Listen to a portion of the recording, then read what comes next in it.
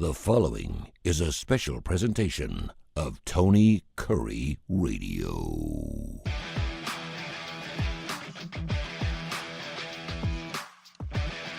Welcome back to the award-winning Keeper and Kurre. He is Kip Keefer. I'm Tony Kurre. Two guys that love talking about all kinds of things. Politics, of course, need to know. Just got into a lot of that stuff. We hope you enjoyed that show. You can hear it at least 5 times a week on TKR because one time's not enough. And, of course, you can podcast that bad boy along with hundreds of other great podcasts. We're over 1,500 podcasts now on Tony Kurre Radio's podcast network. Hundreds of thousands of listeners, and, of course, a lot of those come to listen to Need to Know and Keefer and Kurre. Kipper, what's up, brother? How you doing? You living good? Pretty good. One of those podcasts, Tony, is K4 Wins. If you like betting on sports, and more important, if you like winning, that's something that they really need to get in on. Yeah, you were 4-0 yesterday. I was 3-1. I can't keep up with you, dude. I mean, I go 3-1. I'm feeling pretty good about myself. Oh, that's pretty good. Well, normally, you know how gambling is, man. I mean, you can sit there and break everything down, put it in the computer, it spits out. And, you know, sometimes it's your night, sometimes it's not your night. You know, there's some teams that win by 30, but they're not 30 points better than the other team. It's just the way it is. And so you have to feel the vibe. And right now you're in that vibology, if you will. So you pretty much pegging it on pretty good. By the way, I forgot I didn't even have my hold on, let's take this from the top. I didn't even have my face. Oh, yeah, because I was going to say, I almost almost said something. Here we go. In 3, 2. Welcome back to the Keefer and Kurre, bright-eyed and bushy-tailed, ready to get after it again. Here with my good friend Kip Keefer. Of course, I Need to Know. We just wrapped that up. A fantastic show. You can hear at least 5 days a week right here on TKR. Get that app wherever you get your favorite podcast. We're 1,500 podcasts strong. We're getting after it here. And, of course, one of the reasons we're growing so exponentially is because we do have the man on my left here doing great content, great politics, and more with Need to Know and the Keefer and Kurre show. How are you doing, my friend? Everything good? I'm doing good.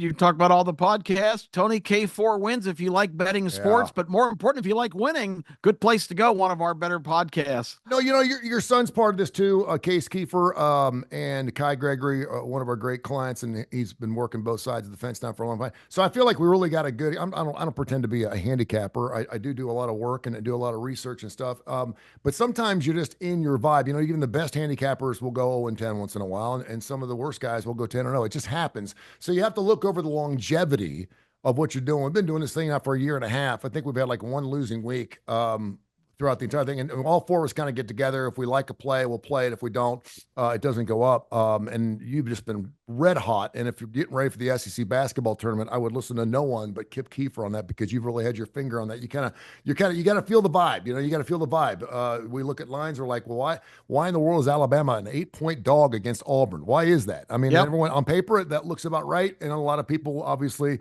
including yourself, had the other side. So, you know, it just, it's a feeling. And you're hot right now, so keep doing your thing. Well, I'm excited from a SEC standpoint. Joe Lunardi, as of this morning, has 13 SEC teams in out of 16. That's pretty amazing. That's amazing. It really is. And you and I had talked about the Texas-Oklahoma game was basically a play-in game. Yeah, Texas. Does Bama get the 1 seed? Now they knocked off of the Auburn Tigers. That's to be seen. I do think there is something to play for in the SEC tournament. We were talking about, is there really anything to play for? I do believe there's some seeding certainly to play for, and really bubble play-ins as well. So it's going to be a fantastic tournament. We're looking forward to that. Make sure you go to k4wins.com, k4wins.com. State of the Union address in rock and roll. You ready? Okay. I know you love do we have any protesters? You know what? We probably should. I wanted to go through several different stories in rock and roll. I just love talking rock and roll with you because you know what you're talking about. It's a lot of fun. Do you know who Joe Molland is? Molland. If you know this, I'm going to come through the thing. And the name sounds familiar, but I don't know. It should. He's the last remaining member of Badfinger. He passed away last week. No kidding. Yeah. So the entire band is now gone. And I have 4 other bands where every remaining member is dead. Can you name them? Oh, I not possible. Okay. Well, you know, Leonard Skinner's one of them because we have our good friend David Johnson who's a show. They just lost. Gary Rosington passed We just away. lost. Was it Rossington? We just lost the last one. Yeah. He was the last one. The Ramones are all gone. Okay. Garth Hudson passed away earlier this year. He was from the band. The band is all gone. Oh, I did see that. Yes. And last year, Michael Pinder passed away from the Moody Blues. So those original members are all gone. So those So bands the have Moody no Blues members. are all gone. They have no, which is, I mean, what they had 6 or 7 guys in the band. So there's not a remaining member in the band. So I just wanted to bring that up. Wow. And I don't know what that means. Badfinger, obviously was somewhat of a reincarnation of what the Beatles were doing. They signed their label, and of course, John Lennon was a big part of that. So was Paul. They wrote some of their music together. They had Baby Blue. They had some fantastic songs. Yep. It had the Beatles sound. They were fantastic, and I thought they were really, really good. Birthdays this month. Keith Richards is still alive. Keith Richards is still kicking, man. Somehow. I got a little news about the Rolling Stones here in just a second. March, by far the most celebrated month in rock and roll birthdays. You ready? Roger Daltrey just turned 81. Bon Jovi turned 63. By the way, Bon Jovi, I didn't realize he wants to go back on the road. I heard "Lay Your Hands on Me" this past weekend. What a great song! But I'm telling myself, there's no way in hell he could ever sing that song again. Of course, he had some type of throat surgery, something wrong. He's hoping to get back on tour. Tom Schultz of Boston. You remember him, the one that's got all the patents? He actually wrote and produced Boston's first album with More Than a Feeling, Foreplay, Long Time, all that stuff in the basement of his house. And most of the instruments he used, he created himself. That is one of the best, if not the greatest classic rock album of all time. Tom Schultz turned 78 today. How about that? How about that? He is still alive and kicking. Nancy Wilson, who just announced with her sister Ann, they're coming to the big old open amphitheater that we're having built down there in Birmingham. She turned 71 this month. They're gonna really. And it's weird because they're sisters. They've been on the same bus, for like 40 or something years. And then they had this big argument, and it was based off Nancy's husband. And they had this fight, and they got back together again. They broke apart again. They got back together again, and they're still touring. And Ann still sounds fantastic. Brett Michaels, 62. Steven Tyler, 77. Eric Clapton turns 80 this month. Wow. And Angus Young of AC/DC, who's playing up in Nashville on May 20th, I'll be there, turns the ripe old age of 70. Hell, 70 doesn't sound old anymore, does it? Not at all. I mean, it really doesn't. I mean, 70 does not sound, and we were just talking the other day about how the average length of time in this country is like 77 or 75 or so. We dropped a couple of years during COVID. But when you talk about your average human being only living to be 76, and you've got 70-year-old rock and rollers who are still on the road and still kicking, it kind of gives us hope for everyone else, right? Yeah, I mean, maybe a little time still left on the clock. Let's hope so. 59 is not so bad. Also, I wanted to mention, since we're doing a State of the Union, I'm just throwing a bunch of stuff out now. Feel free after I'm finished here. I'd love to get your thoughts on this because I know how much you love seeing a live show. Do you want to take a stab at what the average ticket price was for a Swift concert in 2024? Oh gosh, it's got to be just alarmingly high. I want to say higher than this, but I'm trying to be logical. Yeah. Let's say $1,850. Well, you were getting close. $1,088. Okay, well, a little high. I was a little high. Now that's average. That's average. Now that includes nosebleed. Yeah. That's average ticket price. So I mean, if you take every single person who saw a Taylor Swift New Era concert and multiply it by $1,088, that's the kind of money. Yeah. Well, what is face value for a Taylor Swift? I mean, because you can't buy those, of course, because all. Yeah, I don't even know. As a matter of fact, let me face value. Because that's an intriguing question, because that's another great discussion if we're talking about live shows. That is a great market question. A regular person can't buy a regular ticket. Taylor Swift tickets. Her Taylor Swift's Eras tour range from $49 to $499. Yeah. So nosebleeds are $49. But those didn't exist. I mean, they're gone. There was not a $49 ticket sold. When they put them on sale, all of these brokers have, and all of them have the only people that have access. No regular citizen can get a $49 ticket to a Taylor Swift show. No, and what happens is, and we know this now, but these ticket brokers like StubHub and Vivid Seats and stuff, they have a deal with Ticketmaster, and Ticketmaster has a deal with Tour Designs and also Live Nation and some of these other things. You can say it's true or not true. through. And they, instead of us standing in line for 3 or 4 days like we used to outside the Magic Platter or Parisians or whatever trying to get front row tickets, they allot probably 2/3 of the tickets. If there's 10,000 seats, maybe 6 or 7,000 seats are already sold off to these third-party companies for a price. They're paying a lot more than what the ticket price is. And then, of course, then that gives us the chance. Now listen, I will say this. If money's not an issue, I like the way it's going. If money's not an issue, I like the way it's going because it used to be, do you remember going to concerts and they were sold out? You weren't getting in. If there was a concert that was sold out, you couldn't get in. Now you can get in. You can if you're willing to pay for it. Sure. There's a ticket. There's a price available. You used to have scalpers standing outside, the ballpark or outside the arena, looking for two, whatever, and you're willing to wheel and deal. And of course, it was never legal, but you still have that to an extent. But your ATIX and all these other, I love the people at ATIX. They do wonderful work. So they got all these tickets, and so now at least if you really want to, I want to go see, you can go. Yeah, and I want to go see AC/DC with my son. I'm telling him, I said, it's going to be the best concert you've ever seen. And so I want to take him to see this concert in May. And I said, listen, this is going to be the greatest show you've ever seen. And I'm willing. And there's my son coming in to say good morning, bud. All right. There you go. What's up, man? And I wanted to make sure that I said, your ears are going to ring for 3 or 4 days. And he goes, really? He goes, what are you going to spend, Dad? I said, I'm not going to tell you what I'm going to spend, but I'm prepared to spend, whatever it takes to make sure, because I'm not sitting in, this is the last time I'll ever see him. I'm not sitting in nosebleeds. But as a guy that used to go to 10, 11, 12, 13, maybe concerts a year, this will probably be the only show I go to. So I'm willing to drop $500, $600 a ticket. Sure. Average ticket price for Taylor Swift, $1,080. Give me the average ticket price for a concert, the top 100 tours in 1996. In 1996? Yeah. I would say like $75. $25.81. That is 1996. And that's not that long ago. For inflation purposes, and you're like, what about inflation? For inflation purposes, that's roughly about $52. So still, $52 is a dinner at McDonald's now. What was the average ticket price for the top 100 tours of 2024? I'm gonna say about $250. $135.92.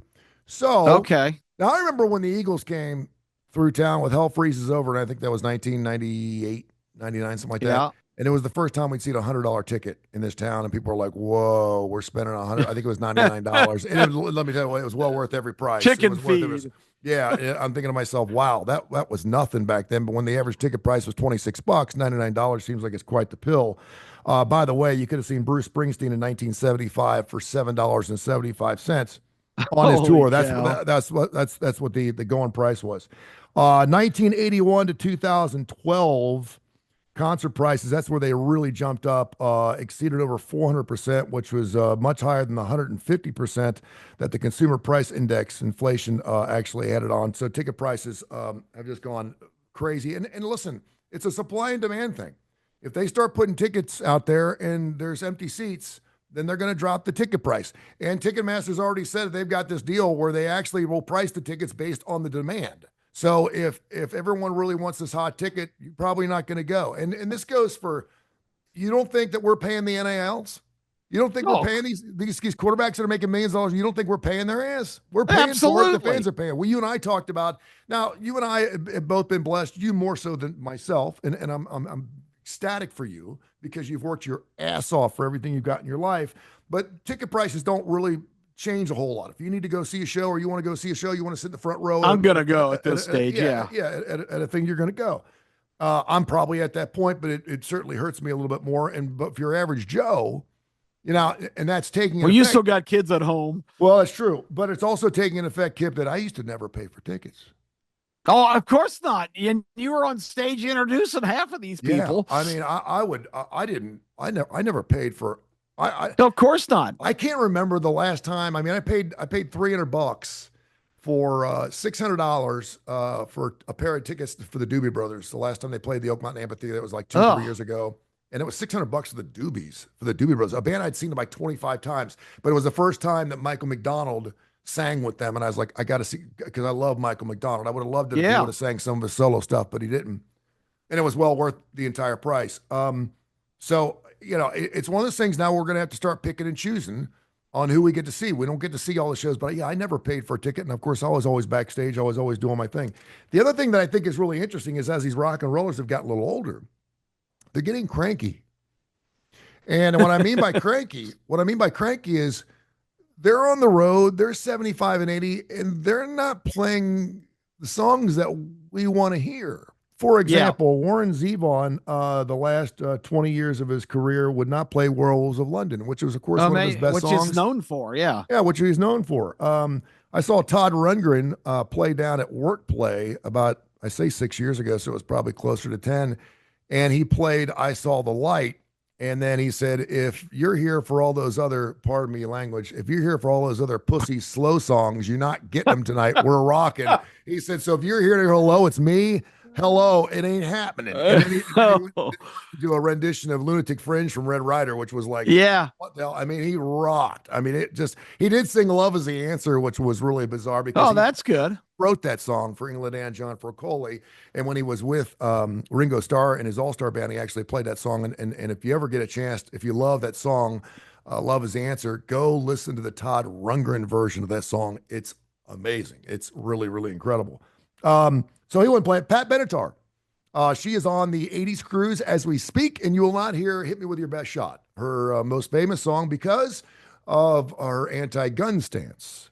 She believes wow. Yeah, which is pretty amazing. Rolling Stones, we know all about this. The last time they toured, and they're going back on the road, will not play Brown Sugar.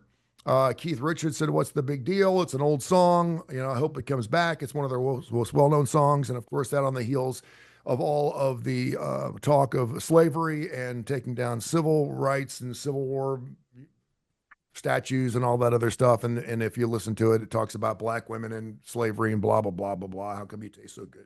So they won't play Brown Sugar, which, by the way, is some people would go to the Stones show just to see that song. Elton John never plays Crocodile Rock. He never did. He's done. He doesn't play any more music anymore. He just played his last show several weeks ago. Yeah. But he said that song was a joke, and he said it was written as a joke, and I'm not singing it. He never sang it. Madonna would never sing Like a Virgin the last few times, and I think she's going back on the road too. That's a show I've never seen before. You've never seen it? I've never seen it, and I feel I owe it to myself to go see her one time. I never saw Michael Jackson, which I wish I had. Yeah, I agree with that. But Madonna's like really one of those super. My ex-wife went to see Madonna once, and she didn't come out. She was 4 hours late coming out, and never explained what was going on. The show was supposed to start like 7:30. She didn't appear till 11 o'clock. That's just ridiculous. I mean, that soured me. I've been soured on her forever anyway. Wow, was that something she did at every show? I don't know. That was at the Omni in Atlanta because we were staying right next door at the Embassy Suites there in walking distance. My wife went to the show with a friend of hers, and I think the boys. I don't know what we did that night. Maybe went to a ball game or something. But yeah, she didn't. She came in and said she did not come out. She did not come out till 11 o'clock. Wow, that's crazy. That's just such disrespect. Yeah. Beastie Boys, when they were doing live concerts, would never play "Fight for Your Right to Party." They just thought it was kind of really? that was a song that wasn't even supposed to be on the album. It was kind of a joke, and next thing you know, it turned out to be an anthem and a huge hit. So I was thinking to myself, as I got more philosophical in my thinking of what I wanted to share with you today, because I know that philosophical is in your vernacular. Like when bands play these songs like Hearts Coming to Town, I would like, see on a perfect night, you'd hear the hits, the ones you expect to hear. Like Bruce Springsteen, I've seen Bruce a couple times. He don't play hits. He does not play Born to USA. He doesn't play hits. I haven't seen him play hits. I told you the last time I saw him play was the BJCC, and I sat through a 3.5-hour concert. It was one of the best 5 concerts I've ever seen, but he only played 4 songs I knew. And I've been playing Bruce Springsteen music on the radio for 40 years. I didn't know anything he was playing. But it was fantastic. How about that? But every song he played it like it was the last time he was going to play. It was fantastic. Yep. And so part of me tells me that they owe it to the fan And I wanted to ask you specifically because I know you're a huge Jackson Brown fan, and I would assume that Jackson Brown probably plays some of the hits, "Running on Empty," "Dr. Mize," but then he probably plays some deep stuff for people like you to Yes. truly appreciate. But then you got some rock and rollers, especially if it's an acoustic show, like James Taylor's good at that. He'll play the hits, but he also gets off the page a little bit. And then there's some like Def Leppard where all they do is play the hits because they can, and they don't play anything deep. And I like that, but I don't like that because I think it's always fun when you hear a song you don't expect. I'm done. It's your State of Well, the Union address right there. yeah, I like that, President Curry. That was very well done. I, I think fans deserve, especially at the prices they're paying, to hear the songs that they love. Yep. I think it's selfish of a performer to withhold it for that reason. Now, there's some other good reasons, and you pointed out some of the things that Jackson Brown in particular has got one that he very rarely plays that was a turned out to be a hit because of the movie was a hit. At Fast Times at Ridgemont High, he came up with Somebody's Baby. He does not sing that. No, he says it because he said for the same reason.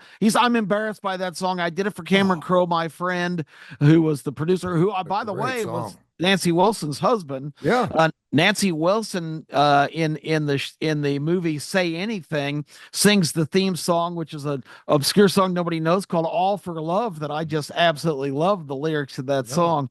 Yeah. But anyway, I like all the Cameron Crowe movies, which Fast Times at Ridgemont High was one as well. And Jerry Maguire, by the way, which has a Bruce Springsteen song in its soundtrack, which is fantastic. So anyway, Cameron Crowe's got a good taste in music, but just to get back to your point, I think they owe it to their fans to try and play as many of those songs as they can that people just come to hear, and especially when you get to the kind of the end of the line, sort of late in the career stage. Mm-hmm. Nostalgia is huge. I mean, you want to be taken back to that experience when you saw a performer back in the late 70s or early 80s when you were still just a teenager, and even there are some hit songs that I don't really want to hear because I'm kind of sick of them.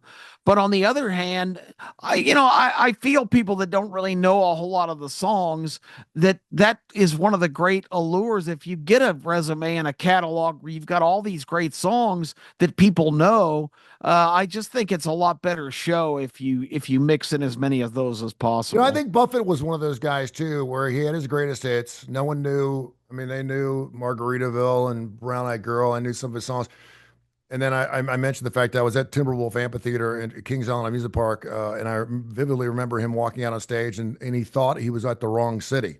There was 4,000 people there, and he was like, "Is there another band playing tonight?" And they were like, "Nope, you're it." And he was like, he hadn't played in front of 4,000 people ever, and that somehow in Cincinnati took off his resurgence of his career. Next thing you know, he's opening vacation villas and Margaritaville and's got booze. And I mean, he just exploded. He was nothing. I mean, he just was living down at the beach in Key West doing nothing.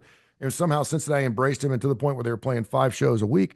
But he got to the point where he was playing, Pirate Looks at 40, which is not a song that a lot of people know if you're not a Parrot Head fan. But probably his best, in my opinion, his best song. Yeah. I love A Pirate Looks at 40. Oh man, Let's Get Drunk and Screw. We can go on and on and on and on and on. What I think is amazing to say about Billy Joel, and I was so happy that I got to see one of his I guess it was his 100th throw at Madison Square Garden. Yeah, that was amazing. He was willing to play Uptown Girl. Yep. He could have easily come out and just played stuff from Glass Houses, could have played stuff from Stranger, could have played some really old stuff, really nostalgic stuff, which would have been fine, would have been perfect. And he's up there singing Innocent Man, which was not one of his great hits, but I mean, it was a hit. But I mean, like, of all the songs, I would think that would not make the list. And I'm thinking, why is he playing it? But it was so cool because he played some of those songs that were later on in his career. And, for the same reason, say, Rod Stewart's coming to town. My understanding is he will not play any of his music. He's only playing this storybook stuff. That's what I've heard. That's what I've heard. He no longer will play Hot Legs, Do You Think I'm Sexy, Maggie May. He doesn't play anything anymore. That's my understanding. But for a lot of the later stuff, like Young Turks, Passion, I think of some of the songs he had like in the late 80s and 90s, Love Touch, Yeah, those are good songs. Yeah, I like those songs. I played those songs. You'll never hear those live again. So yeah, I've went from a standpoint.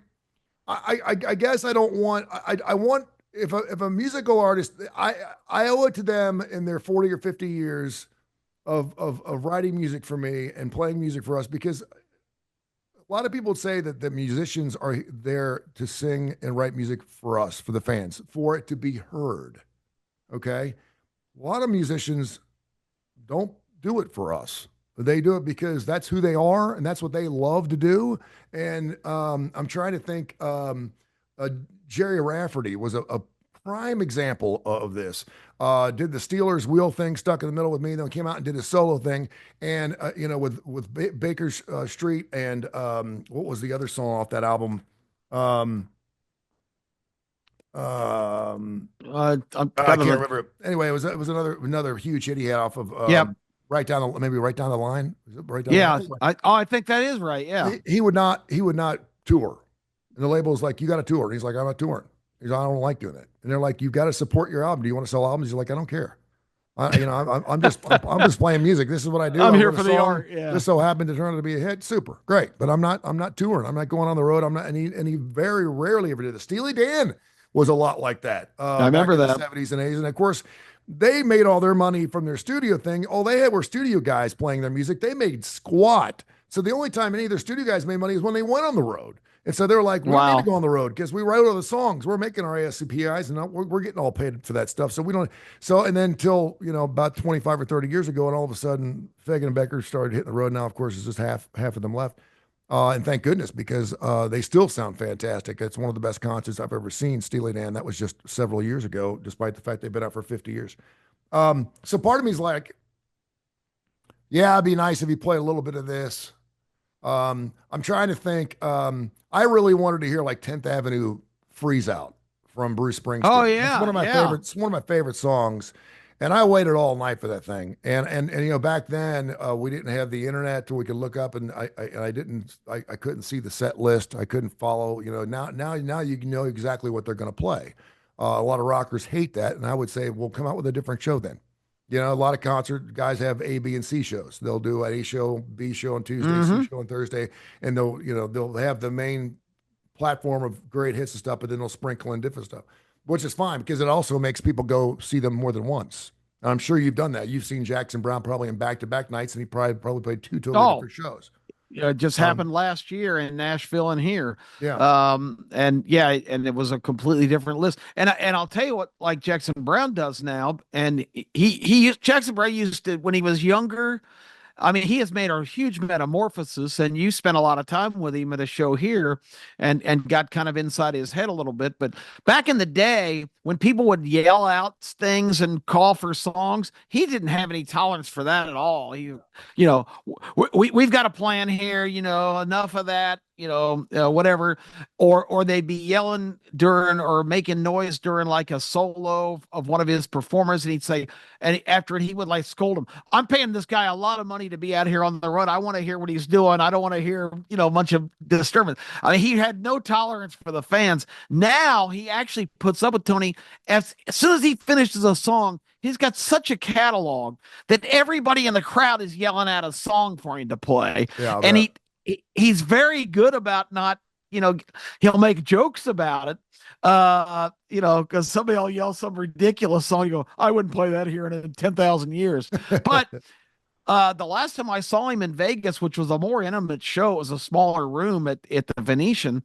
People were yelling out songs, and at one point somebody yelled, "Jamaica Say You Will," which is like way back on his Saturate Before Using album, one of his debut albums. I forgot all about that album. Wow, that's a long time ago. And he goes, "We haven't played that in a long time. I don't know if these guys even know it." He says, "But I'll give it a shot." And he sat down at the piano and he played Jamaica Say You Will, which I have not heard in concert in forever. And I told you the last time we talked rock and roll, here in Birmingham, he broke out Redneck Friend, which I know was just a shot at being in Birmingham. It's a great song, but he never plays it in concert. That's a great song. honey, let me introduce you to my redneck friend, and you can use your common sense to figure out what he's talking about. But yeah, I just he does some things in shows that surprises me, and I think that's for real fans of certain performers. That's what I appreciate the most because you really, it's kind of the Forrest Gump syndrome. You never know what you're going to get from a Jackson Brown show. I wonder too, I was at that Steely Dan concert. I was sitting in the second row. It was great. I had a wonderful buzz. I was with a I was on a perfect place. I had to sprinkle a little this and sprinkle a little that. I just was in a perfect place, man. I mean, I just was feeling super. I was floating on clouds, sitting on the second row with a really good friend of mine. And they would actually say, "What do you want to hear?" Yep. And which was, compared to the way they were 40 years ago, they were just stodgy and stick in the muds and stuff. And so My Old School is one of my favorite songs. And My Old School, and Walter looked at me because I was right there in the second row, and he was like, and I had already seen the set list, and they don't play it, and I was kind of like, damn it. And so next time, what do y'all want to hear? My Old School, and and then you go on the next thing, and then the last time they came out for an encore, and I said, My Old School, and he looked at me and went, and he nodded his head, and they played it. And it was How about that? it was one of only 3 shows on that entire tour where they played My Old School. So I don't know if I had anything to do with that or maybe, but now that's like a song that people love to hear live in concert. It's just a fantastic song. The guitar work in it is just unbelievable. It's just a fantastically, beautifully jazzy written piece of music that I think is one of the greatest songs of all time. That's fantastic. Yeah, and we all want to think that that we're having a bigger influence with the people on stage. I think like the Foo Fighters, and I think of Dave Grohl, who really, I mean, he's the essence of a live show. And he invites people to come up on stage and sing songs with the damn band, for God's sakes. I mean, he's fantastic. He'll get off the page. He'll play a Journey song. I mean, if he just, which I really love because you just never know what you're going to get. I realize that some of these people are in their 70s. They probably can't remember what city they're in, let alone what song they're going to play next. And so they have to kind of stick to the set list, and I understand that. Give me a great show. I was a huge fan of B.J. Thomas. And Yeah. B.J. Thomas was playing a concert, not Lynn Park, but it was another park down in Southside with the Alabama Symphony Orchestra. Had to be 20 years ago, and How about that? thought he was in Cleveland, Ohio. And he was a cool looking Joe, man. He had the long brown hair. Oh, He was yeah. still hippie. He looked like he loved to smoke dope. He had the white, long, fluffy shirt, went down to the thing, and nice pair of khaki. I mean, he was rocking. You could tell he was like he was almost panty worthless. Women were always wanting to throw panties up there, and he came out and Tom goes, Jones syndrome. Yeah. Tom Jones. That's who I was thinking about. He goes, I just want to thank everybody here in Cleveland, Ohio, for having us out again. We just thank you, da da da da da da da da da da.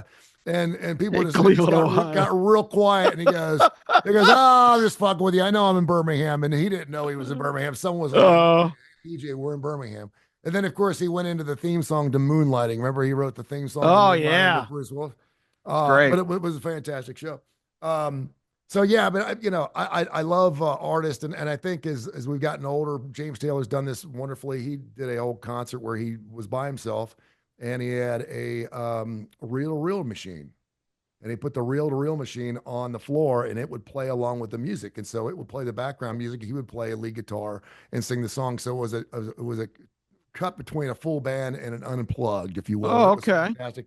And That's innovative. Yeah, it was really interesting. You see that, when you go to like Hacienda tonight and have dinner, and you'll see some dude with his little drum machine, and he'll be playing acoustic guitar. And it just made for a much more beautiful, intimate setting, much like you probably had with Jackson Brown, because you really felt like you were there. And again, I've never been in this situation. I won't know what it's like to broadcast my last show, and I don't know where that last show will be. I don't know what medium it will be on.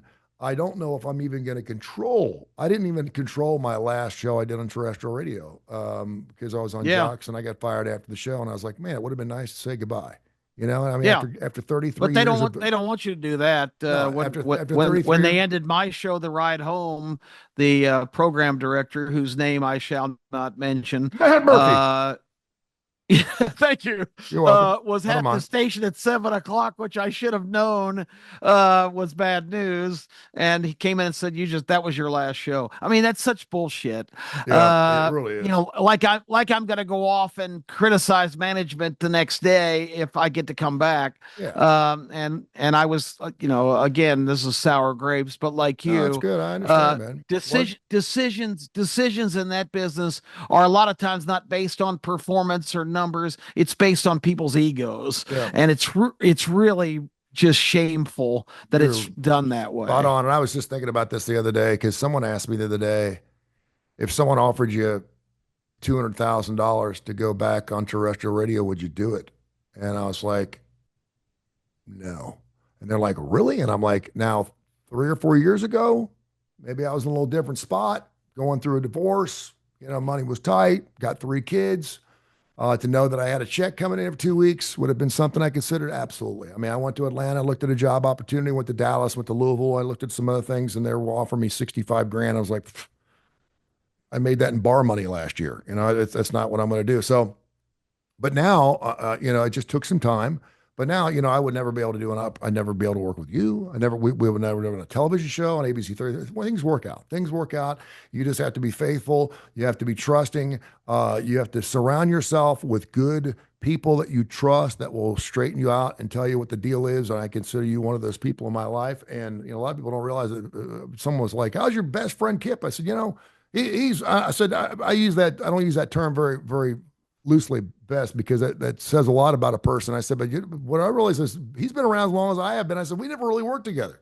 Of all the times, I mean, I used to see you in the hallways, like see you walking up and down Yep. hallways of radio stations, but we never worked together. So the opportunity was there, and so I fully took advantage of that. But yeah, it's interesting because the band situation when we were talking about doing our last show and we kind of got off on a tangent there, which I thought was very apropos. Um, when Elton John did his last song several months ago, he played "Goodbye Yellow Brick Road." He said it was his last time playing that song. Now, has he played that song again? I would think so. I mean, has he played it at a wedding? Has he played it at an outdoor thing? Was he playing with his buddies? And next thing you know, he starts getting, I can't imagine him sitting down at a piano and not just wanting to rip into some, I don't know. I don't know what Elton John, when you do it for your entire life, maybe it's the last thing he wants to do. Maybe you don't even want to look at a piano. Um, but when you know it's going to be your last time of playing a song live and knowing you wrote it and you sang it, that carries a lot of weight. Oh Yes. man, I mean, I can't imagine with Jackson Brown. I mean, I hope Jackson Brown doesn't know because I don't want him to ever shut it down. And in a perfect world, believe it or not, I think it'd be wonderful if he was 93 years old and passed away while he was singing Redneck Friend. You know? I mean, how cool would that be? I mean, there have been a couple of those that have happened in our lifetime too. Yeah, I hadn't ever really thought about what you're talking about now. Is when you know it's your last. I think about sports correlations because that's what we kind of go back and forth. I think about a guy named Ted Williams with Yep. the Red Yeah. Sox who had a Hall of Fame career, reviled. Renowned as the greatest hitter, probably natural hitter to ever play the game. Left in the prime of his career and fought World War II. Was shot down twice as a fighter pilot. One of the times that got a fracture in his back, but he came back and played. His last at bat when he had announced his retirement, I'm out of here. This is it. Boom. Boom. 3-run homer, walk-off amazing. homer to win the Amazing. game. I mean, it's Amazing. just those kind of stories. Just you can't make that up. I mean, it's No. because he knew that was his last at bat. This is it, Yeah. and there's a drive, and that's out of here at Fenway. That's just Amazing. the things legends are made of. Speaking of hanging it up, since I got you, and I could talk to you about this after the show, but we're doing a show, so we might as well ask you about it now. Isn't it Why not? amazing? We're rolling. Isn't it amazing what the Jets were willing to give up to get Aaron Rodgers 3 years ago, and And what he is now? Now he's scraps. Now, isn't it amazing? I mean, you look at his numbers, and I think he ranked 24th, 25th, 26th, whatever. This, of course, was the year after he messed up his heel. And of course, he sat out the entire, came back, and everyone was like, it's Super Bowl or bust. The Jets were set up. They bring in Adams. They got the whole school back together again. terrible team, horrible team, with a bad, great bad coaching, defense. with a great defense, bad coaching.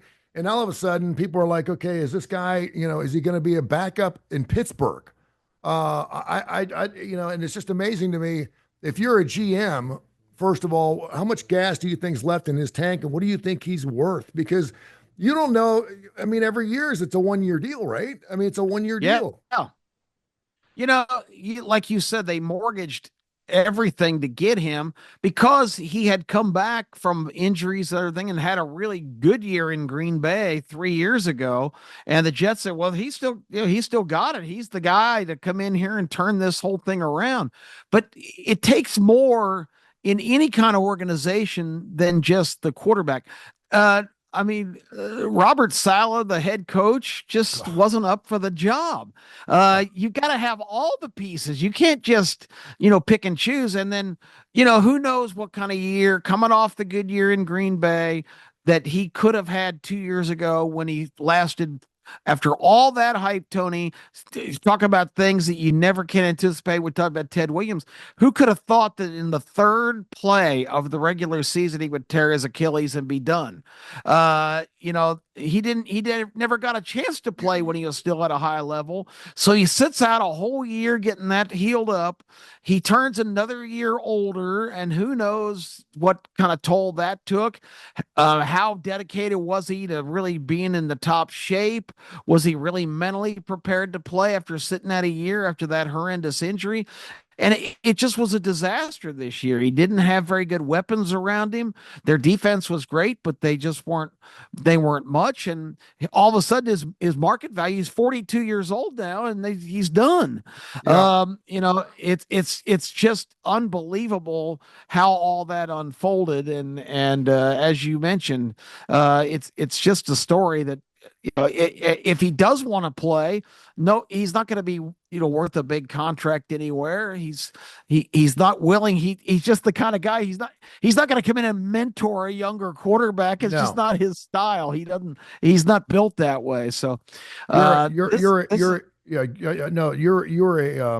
I can't wait to hear your answer on this. You are an odds guy, and of course we do K4wins.com, K4wins.com, great live website's free. Check it out. We got our plays. You can and you can read some of Kip's finest articles on there.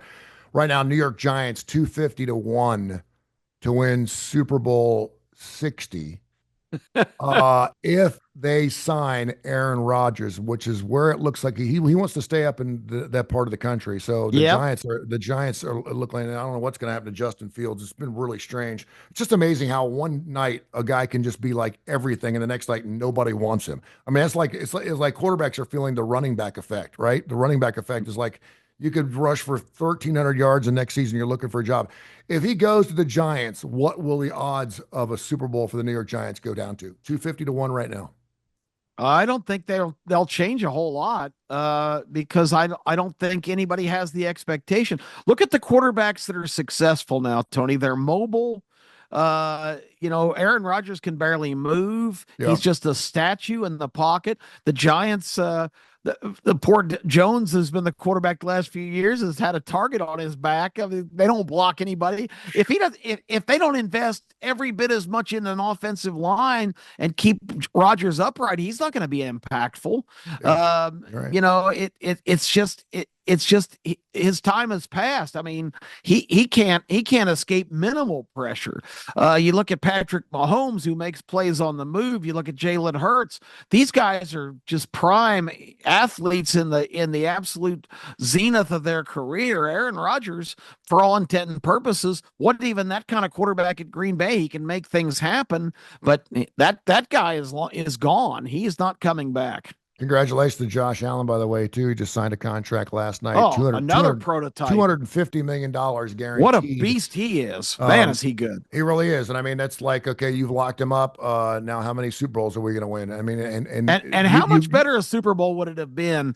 Buffalo was better than Kansas City this year. I don't care what anybody says. Buffalo went into Kansas City and played a really good game in the championship game in the AFC.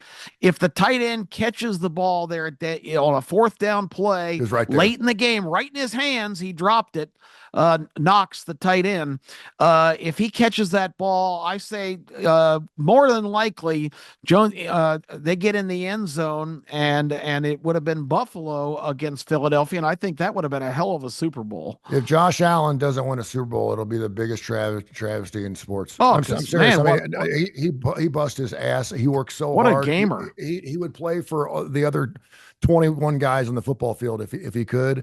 And you're right. He put the ball right where it needed to be, and it was dropped. But it's going to be so sweet when he does hoist that Vince Lombardi trophy. It's going to be wonderful because he's going to certainly deserve it. All right, my man. We could sit here and talk all day, but I got other things I got to do, and I got to pee. Speaking of age. Exactly. All right, my man. ABC 3340. We'll get after it again. Selection Sunday coming up on Sunday. Should be fun. Will Alabama get a 1 seed? We knew Auburn's probably good. Duke's in there as well. Houston's probably got a 1 seed. We'll see if Florida's going to get it. Tennessee, Alabama. And, of course, the SEC basketball tournament will be rolling when we're doing our show Saturday morning, too, so we'll get a better idea of exactly what's going on there as well. So, good stuff, my friend. We'll talk to you this weekend. Thank you, man. Alabama needs to make a deep run in the SEC tournament to have any chance.